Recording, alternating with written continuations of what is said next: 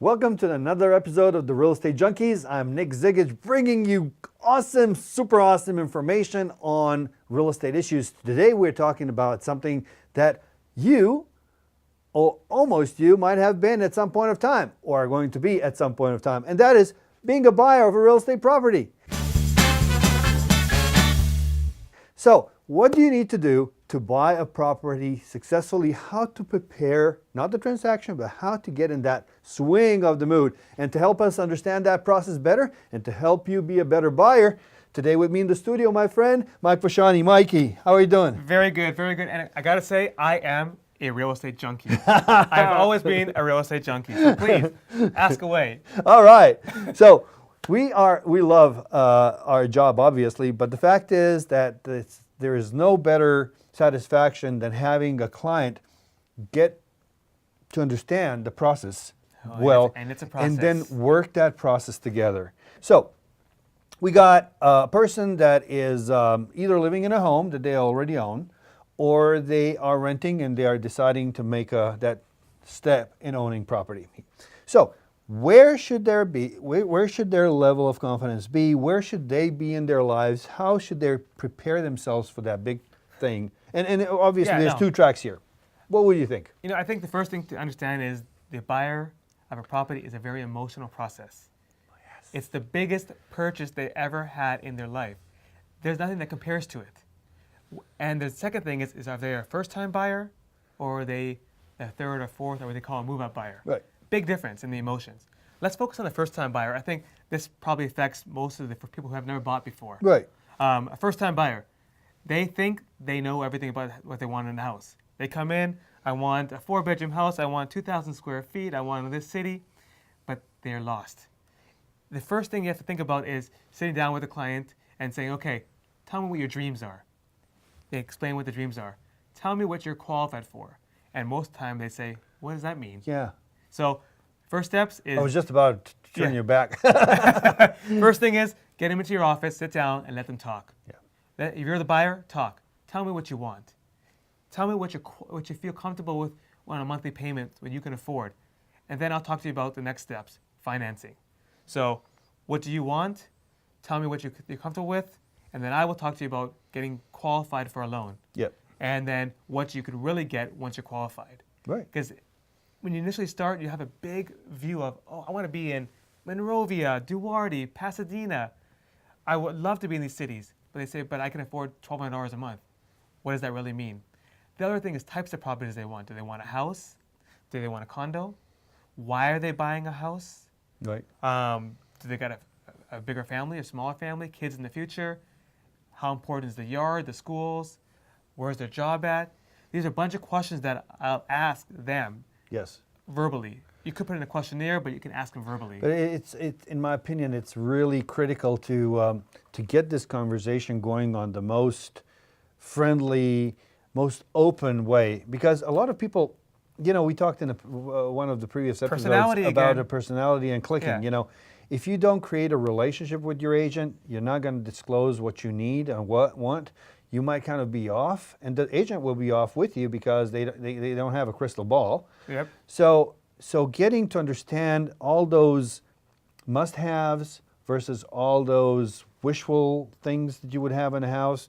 Well, I would love to live in Monrovia, but can I afford it? And what the adjustments are is key when talking in that interview process. And the other thing too is on the seller side, yes, you have a strong relationship, and I said before, they're going to become your best friend. On the buyer side, it's even a strong relationship. You're spending a lot more time with the buyer than with the seller, because not only are you getting them prepared for the biggest purchase of their life because they're spending money, Yep. Not only are you going through these questions with them, not only are you dealing with all their family issues, you're going to spend a lot of time in the car with them seeing homes. Yeah. You're going to spend 3 or 4 or 5 times the amount of time what you do with the buyer than the seller. So you better like that agent. You better know what they want, and that agent better have the experience to be able to get you what you want and the knowledge. We start with the wish list, the criteria, and we go out for tours of the property. Okay. We will not go out for a tour until we've done all that and we've done the qualifications. And to step back into the qualifications is that is going to a lender and actually seeing what they can afford to buy based upon their credit report, based upon their income and their debt and what they're comfortable with. So I will get them pre-qualified. I will give them options of lenders if they don't already have someone they work with to get pre-qualified.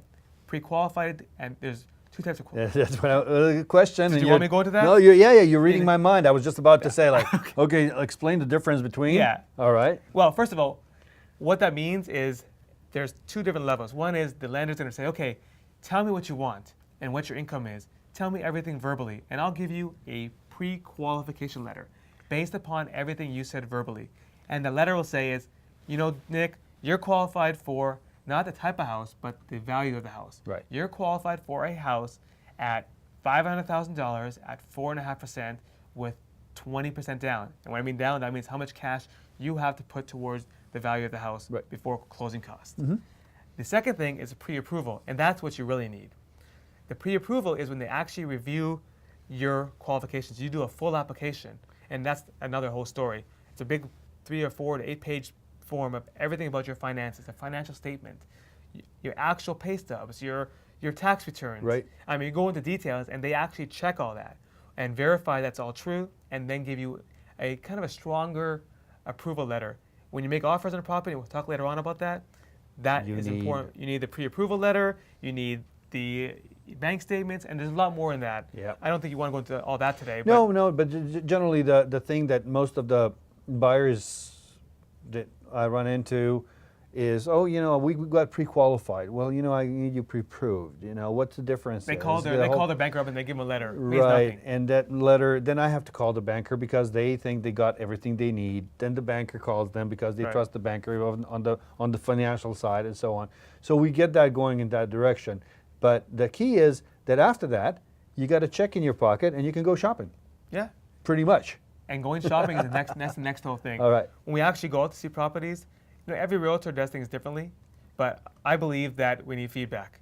So based upon their wish list, based upon their financing and their criteria, and all the stuff going on in their life, kids, schools, I'm going to narrow down an area for them that we've all agreed upon. And I'm going to go out the first time and take them on a longer tour.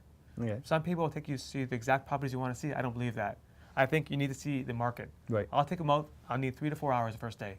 And we'll go see 10 to 15 properties, just for the purpose of them seeing properties and adjusting their mindset. Because a first-time buyer's mindset is completely off than someone who's bought properties in the past. I don't expect to find a property the first time. It's just to narrow them down, their mindset. To get to understand what is them. out there, exactly. They're relying on the realtor for everything. And that's important. The realtor has the experience, but you need to trust them. And the buyer needs to pick the right person so that person can guide them in the right direction. Even if you know, and I think you know, because you go online. The buyers all go online and think they know the market. Yep. And that's another whole side of things is looking at properties. But they go online, I they know find the market. that a lot confusing for them, but you know, they kind of. Well, knowing that they'll go on to a lot of these major websites that are just posting information, but they don't say anything more than just posting information. And a buyer will go on there and think, oh, I can get a house for $400,000. Well, is it a short sale? Is that a real price? Is that an old listing? Old listing? What's the Very detail? often, Or is it cash only because there's houses to be torn down and rebuilt? Before you make offers, before you actually go look at properties, get your own realtor. And not the realtor that's shown up on those public websites. That's not the realtor that's representing that house or representing you. Watch the episode on choosing your agent. So, yeah, you know, there's just so much involved in that. And I think the most important thing going back is, for a buyer, is to select that agent, go through their criteria, the wish list, understand everything about the family's needs and desires, get the qualifications and financing in place, and trust the realtor to take all that, package it, and find you the properties, because that's the first step. How do you narrow down? How do you make a decision? You know what?